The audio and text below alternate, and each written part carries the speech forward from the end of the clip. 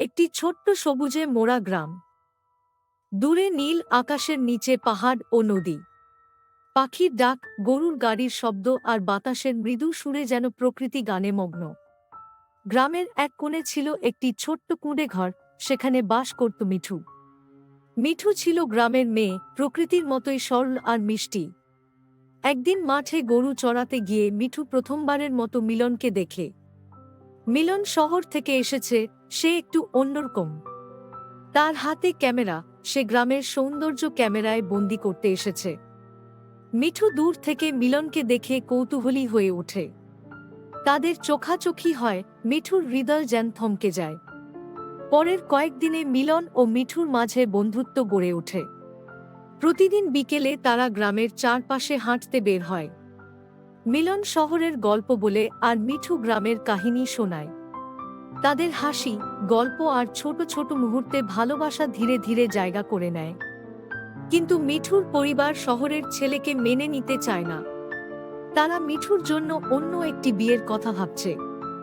মিলনও তার নিজের ভবিষ্যৎ নিয়ে দ্বিধায় পড়ে। সে কি এই গ্রামে থেকে যাবে নাকি ফিরে যাবে শহরে?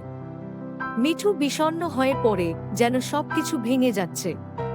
এক সন্ধ্যায় মিঠু আর মিলন গ্রামের নদীর ধারে বসে। নদীর জল তাদের পায়ে এসে ঠেকে।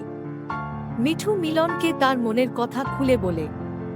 মিলন তাকে কথা দেয়, সে যা হোক না কেন তাদের ভালোবাসা বজায় থাকবে। তারা সিদ্ধান্ত নেয়, যে কোনো বাধাই আসুক তারা একসঙ্গে থাকবে। কয়েক মাস পর মিলন শহরের চাকরি ছেড়ে গ্রামে থাকার সিদ্ধান্ত নেয়। মিঠুর পরিবারও ধীরে ধীরে তাকে মেনে নেয়।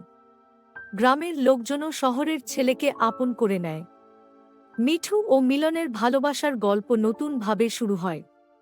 তারা দুজনেই গ্রামের কোলে সুখের জীবন গড়ে তোলার স্বপ্ন দেখে। গ্রামের আকাশে সূর্য অস্ত যাচ্ছে, কিন্তু মিঠু আর মিলনের জীবনে একটি নতুন সূর্যোদয়। তাদের ভালোবাসা গ্রামের প্রতিটি কোণে আলো ছড়িয়ে দেয়।